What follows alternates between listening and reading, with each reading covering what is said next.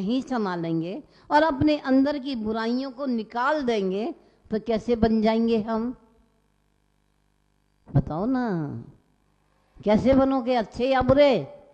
अच्छे बन जाओगे। तो आपकी आत्मा, वह परमात्मा शक्ति जो आत्मा में विद्यमान है, उसको प्राप्त करने के लिए वह कारण भाव में पहुंच जाएगी और वह कारण भाव आपका एक दिन अवश्य कार्य भाव में आपको पहुंचा देगा। तो मैं देख रही हूं कि मेरे समय होने के पहले ही चित्तों की चंचलता चालू हो चुकी है। अतः मुझे अपने समय का ध्यान रखना है। मैं इस विषय को आगे नहीं बढ़ाऊंगी, लेकिन कहने का तात्पर्य यह है कि अपनी आत्मा को शुद्ध परमात्मा बनाना है तो इसी जीव में शक्ति है, कोई दूसरे जीव में नहीं। देव शास्त्र गुरु हमारे लिए निमित्त हैं, वो भी सच्चे देव शास्त्र गुरु हमारे लिए आत्मा के परमात्मा बनाने में कारण बनेंगे, लेकिन विपरीत मार्ग की स्थिति में वे भी हमारे लिए सच्चे वाले नहीं, जो उनसे विपरीत होंगे वो हमारे संसार की पद्धति में कारण बनेंगे। इन विषय को मैं आज नहीं, फिर आगे आपके बीच में होंगी, बताऊंगी। बोलिए महावीर भगवान की। सर्वज्ञ तीर्थि कर सिद्ध महानुभाव, त्रैलोक्यनाथ जिनि पुंगव वर्धमान,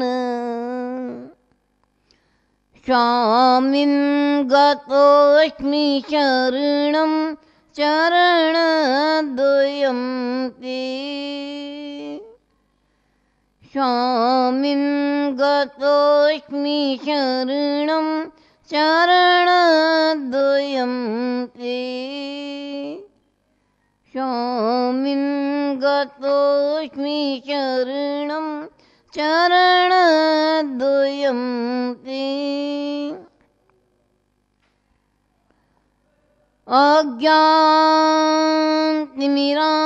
अज्ञानतिमिरान्धनं ज्ञानाञ्जनशलाकया चक्षुरुन्मीलितं येन तस्मै श्रीगुरुवे नमः, तस्मै श्रीगुरुवे नमः, तस्मै श्रीगुरुवे नमः। बोलिए देवादिदेव के जड़सी आदिनाथ भगवान की, उपसर्ग जिता देवादेव के जड़सी पार्श्वनाथ भगवान की, वर्तमान शासन नायक देवादेव एक जड़सी महावीर भगवान की, परम पूज्य आचार्य शुणी आचार्य श्री शांत सागर जी महाराज की, परम पूज्य समाधि सम्राट आचार्य श्री विमल सागर जी महाराज की, परम पूज्य गुरुदेव आचार्य श्री निर्मल सागर जी महाराज की, जैन धर्म की, सत्य धर्म की। प्रत्यक्ष में विराजमान जिनेन्द्र प्रभु के चरणों में नमन, वंदन, अभिवंदन।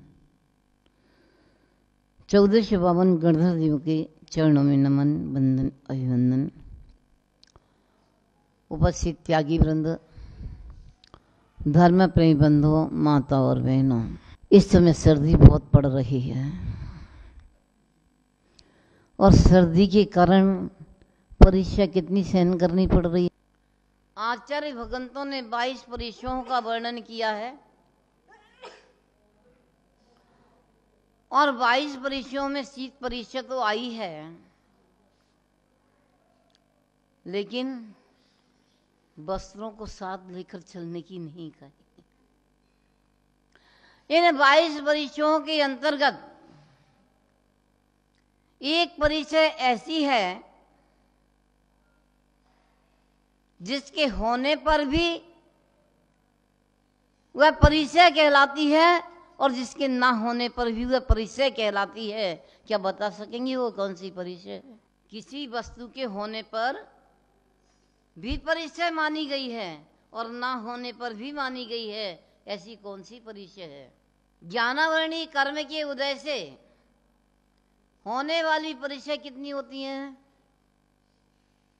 प्रज्ञा ज्ञाने। तत्वार्थ के अंतर्गत आचार्य उमा स्वामी महाराज ने कहा, प्रज्ञा ज्ञाने, अज्ञान का अर्थ भली प्रकार समझते हैं।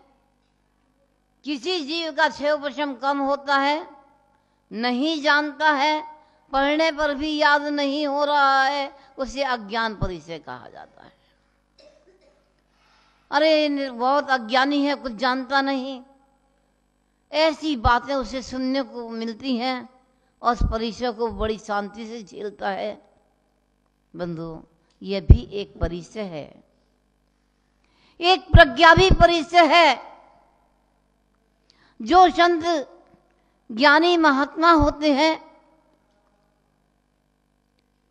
जिन्हें आगम की चर्चा स्मृत रह जाए क्षयोपशम के वश से, वह परिचय तो नहीं होगी ना, क्योंकि अज्ञान की बात थी, बुरा कहा जा रहा था, किसी कुछ भी नहीं आता, लेकिन ज्ञानवान के लिए तो कोई परिचय नहीं है ना। बंधु, सबसे बड़ी परिचय है। यदि वह उनके गाए हुए गुणों के गीतों में कहीं अपने को खो देता है तो बंधु नीचे की ओर चला जाता है। ऐसी वह प्रज्ञा परिचय को जीतने का पुरुषार्थ भी वह साधु किया करता है। जाने दीजिए, काफी समय से परिचय जीतने की चर्चाओं में भी जूझना पड़ता है। चले हम अपनी गतिविधियों की ओर, जहां पर हम अपने आत्महित का मार्ग देख रहे थे और उस आत्महित के मार्ग में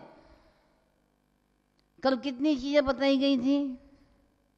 मैं आपका संबंध विच्छेद नहीं करूंगी, जो चर्चा की है उसी को लेकर के आगे बढ़ती रहूंगी, आपको स्मरण दिलाती रहूंगी। मैंने कल क्या कहा था और आज क्या कहूंगी ये मुझे भी पता नहीं। तो कल क्या चर्चा की थी आपसे? सम्यक दर्शन, सम्यक ज्ञान और सम्यक चारित्र, तीनों मोक्ष के मार्ग हैं। ये धर्म है और धर्म को धारण करने वाला जीव धर्मात्मा और धर्मात्मा से परमात्मा बन जाता है। बंधुओं, ऐसे परमात्मा बनने की इच्छा से यह मुमुक्षु प्राणी, मोक्ष का जो इच्छुक है, वह इन तीनों मार्गों को अपनाता है। सही सही गतिविधियों में पहले जानने की कोशिश करता है, क्योंकि सीधा सीधा आत्मानुभव नहीं होता। आत्मानुभव की चर्चा इन छठे सातवें गुणस्थानों की भूमिकाओं में, आगम के अध्ययन की भूमिका से अनुभव में आती है और छायक श्रेणी चढ़ने पर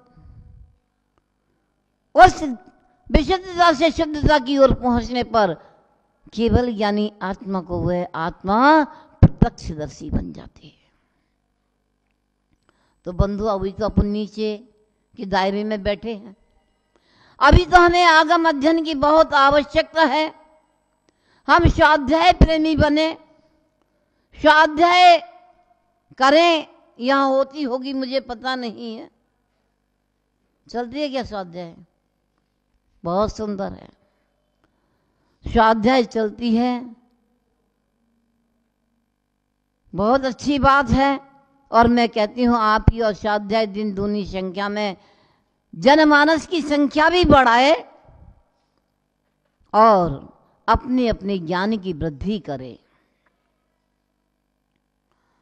तो चर्चा हमारी चल रही थी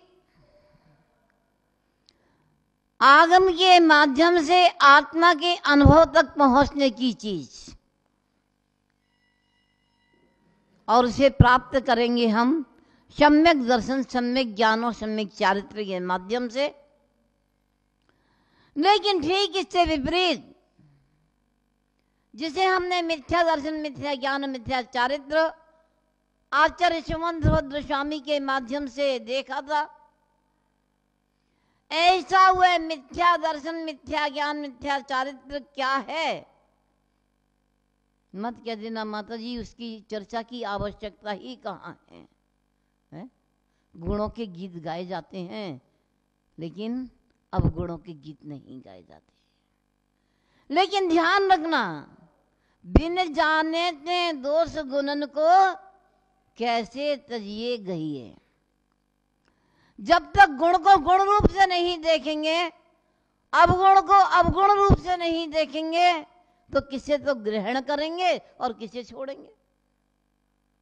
तो हमें गुण का भी ज्ञान होना चाहिए और अवगुणों का भी ज्ञान होना चाहिए। हम ये चर्चा तो बहुत दिनों से सुनते आ रहे हैं माता जी, मिथ्यात के कारण जीव संसार में भटकता है, अनंत काल हो गए भटकते भटकते, लेकिन यह मिथ्यात के कारण भटक रहे हैं। बहुत सुंदर चर्चा, लेकिन क्या बता सकेंगे कि मात्र इतना बोलने से, इतना याद कर लेने से, इतना रट लेने से क्या हुआ मिथ्यात छूट सकता है? कभी हमने ये विचार किया कि जिस मिथ्यात के कारण से अनादि काल से संसार में भटक रहे हैं, उसके छूटने का उपाय क्या है?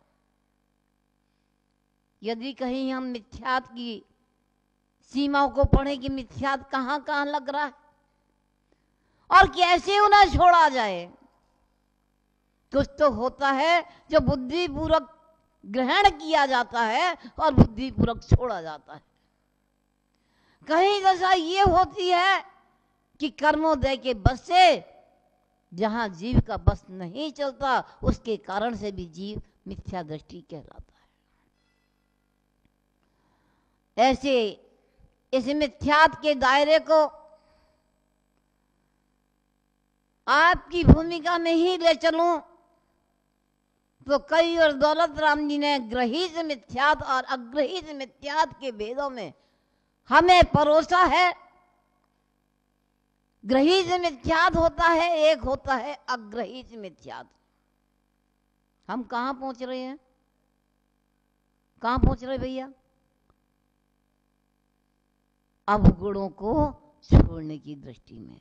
जिस मिथ्यात की बात हम तिरस्कार शब्दों से पढ़ते हैं, आखिर उसकी संगति कैसे छोड़ी जाए, आखिर उसे आत्मा से दूर कैसे किया जाए, तो उसके लिए कई बार दौलत राम जी ने हमारे सामने ग्रहित मिथ्यात और अग्रहित मिथ्यात के दायरे से उस भूमिका को रखा। वो कहते हैं बुद्धिपूर्वक जिसका ग्रहण किया जाता है और बुद्धिपूर्वक जिसे छोड़ा जाता है, क्या होगा वह? उसे कहते हैं ग्रहित मिथ्यात। जान करके ग्रहण कर रहे हैं और जान करके छोड़ रहे हैं। ऐसा वह मिथ्यात का दायरा है। उस ग्रहित और अग्रहित मिथ्यात के दायरे में ग्रहित मिथ्यात की भूमिका के अंतर्गत हम अपने अशुभ कर्म के उदय से, पापोदय के उदय से नाना प्रकार के संकटों से घिरे हैं। एक संकट से उभर नहीं पाते तब तक दूसरा संकट सामने दिखाई देने लगता है। कभी स्वयं की बीमारी है, कभी परिवार वालों में किसी की बीमारी है, कभी धन की हानि है, कभी बच्चा गिर गया, कभी बच्चा फेल हो गया। नाना प्रकार के संकटों की भूमिका में हम चलते चले जाते हैं और यहाँ तक पहुँच जाते हैं कि अपने को दोष भी नहीं, परमात्मा को दोष देने बैठ जाते हैं। हे भगवान, क्या मैं ही बचा था? काय के लिए? संकट पे संकट देने के लिए। केवल मैं ही बचा था क्या? मुझे ऐसा क्यों हो रहा है? यानी मेरे साथ परमात्मा अन्याय कर रहा है। विचार करना अपनी भावनाओं का, अपने विचारों का, कि आखिर हम कहां से कहां पहुंच जाते हैं। परमात्मा किसी को देता है क्या कुछ? कह दो माता जी नहीं देता तो उसके पास जाते क्यों है? हम चलेंगे सियाद बात की पगडंडियों में, घबराना मत। स्यादवाद की वह पगडंडी हमारे सारे रास्ते के कटकों कंकड़ों को दूर करती चली जाएगी। हमें कहीं उलझना और अटकना नहीं पड़ेगा। परमात्मा कुछ देता है तो ही हम परमात्मा के दरवाजे पर आते हैं।